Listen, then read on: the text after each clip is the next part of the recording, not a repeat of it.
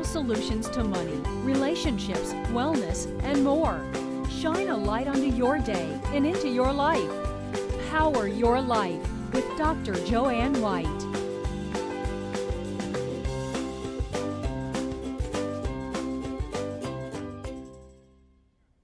Hello and welcome to Power Your Life.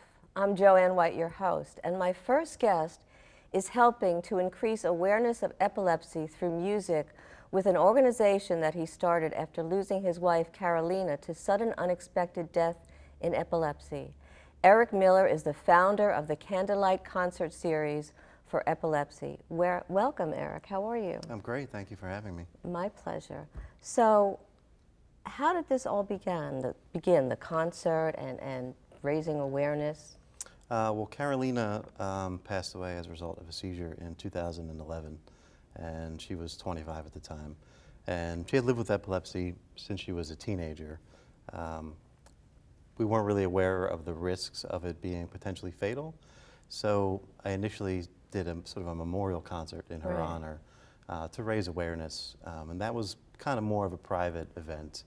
From that, it grew into an ongoing series, with the intention being to, teach others about, epilepsy and particularly SUDEP, as you mentioned.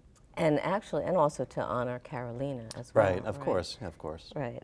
So many people don't understand, like you and Carolina were surprised about the sudden death, and many people just aren't aware of that as being something that could happen with a person with epilepsy. What else do people need to be aware of with respect to epilepsy? Well, I guess the biggest things are, people often think of epilepsy sort of in a limited scope. They think of grand mal tonic-clonic seizures, the convulsion, sort of the big one. But epilepsy is actually a spectrum of neurological disorders, not unlike autism. There's a scale. So there are some that are severe and some that are not as severe. So for instance, Carolina had, in the 6 years that I knew her, she had only had 2 seizures, the second one being fatal. So she didn't have it terribly severely. She took medication, which is funny to say. But the medication usually controls the right, seizures. in her case, it suppressed her seizures. Right. Not everyone's as fortunate. So that's the first thing. And then the second, I guess, biggest misconception is, like first aid wise, we've been taught some misinformation, which is when somebody has a seizure, you're supposed to put like a spoon or something hard in their mouth because they can choke on their tongue, which is horrifically wrong, actually. Your tongue is attached and you can't swallow it. So, in fact, if you put something in or near somebody's mouth, you risk injuring them, right? Or yourself even. So what you're supposed to do is essentially, turn them on their side to make sure their airway is clear because they can choke on vomit or whatever. Keep them comfortable, stay with them, protect them. If they're wearing restrictive clothing, you loosen it. If they're in a bathtub, obviously you keep them above water, that type of thing. Yeah, that's sort of the biggest misconception. Those two things are sort of the spearhead of the messages that I like to deliver. I think it's really important. Now, when you and I were talking earlier, you were talking statistically about the numbers of people that have epilepsy, and that to me was astounding. So can you share that with our audience? Sure, I'd love to. Yeah, epilepsy, the statistic is 1 in 10 people have a seizure in their lifetime, and epilepsy is when you have more than one seizure separated by, I think it's 24 hours. And the prevalence for epilepsy is 1 in 26, which is, really high, startling number that I don't think most people are aware of. Hence my work.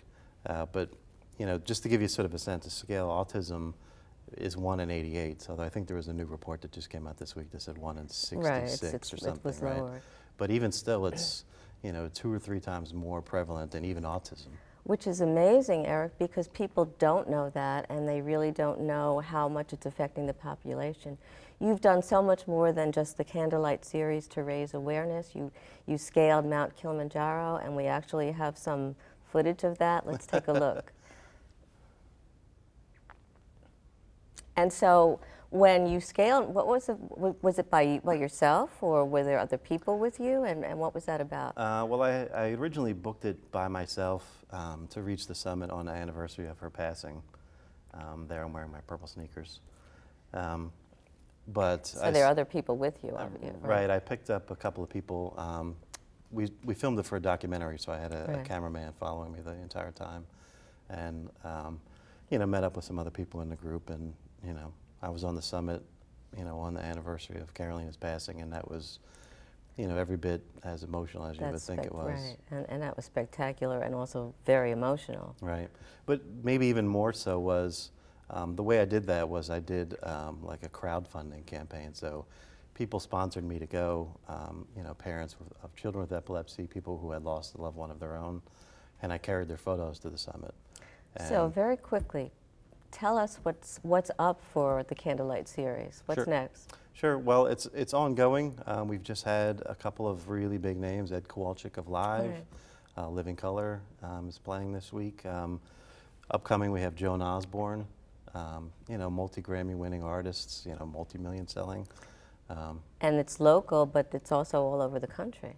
Well, last March we did 50 concerts in 50 states. Wow, 50 concerts in 50 states. That's Right. incredible. Yeah, thank you. Wonderful. And for that we had support from like Eric Clapton did a few, Right. Garbage, Colby Calais, you know, a lot of really huge names. And I should also say there's a festival coming up in When's May. Okay, where's the called- festival? That's in New Jersey. It's called Muses in the Vineyard, and it's a weekend of all like women folk music. And where is it? What part In of New Jersey, I don't remember the name of the city off the Okay, top of my head. all right, great. So make sure that we go to that concert, or at least get a, know where it is and course. support it in some way. That'd be great. Eric, I think what you're doing is really very valuable, teaching people about awareness and enlightening us as to what needs to happen and how we can help people who have epilepsy. So thank you so much. Thank you It's for having been me. wonderful. Hey, Thank you. wonderful. And thank When- you for wearing purple. I'm sorry. Yes, and I love your purple sneakers. Thank you. And your shirt. When we come back, Halise Sparky Bridges joins me to talk about how she's helping boost the self-esteem of children and young adults all over the world.